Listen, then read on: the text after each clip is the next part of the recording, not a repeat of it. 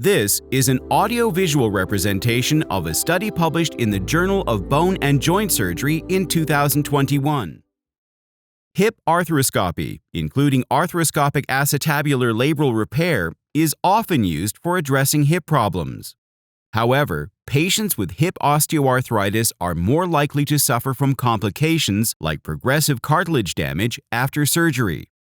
To provide symptom relief and improve arthroscopic outcomes in such patients, clinicians have suggested applying bone marrow aspirate concentrate, or BMAC, as adjuvant therapy.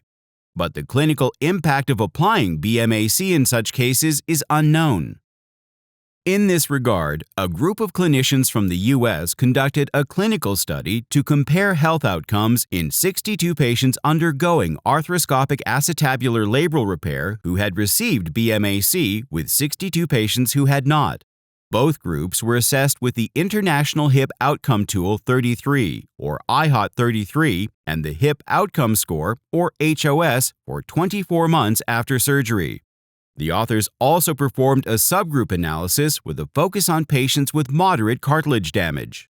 The results showed that there were no significant differences between IHOT 33 or HOS scores of patients who received BMAC compared to those who did not.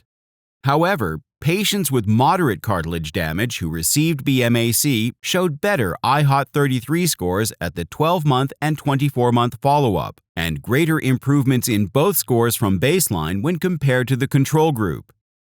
These results indicate that BMAC application could be useful to improve functional outcomes in patients with moderate osteoarthritis undergoing arthroscopic acetabular labral repair.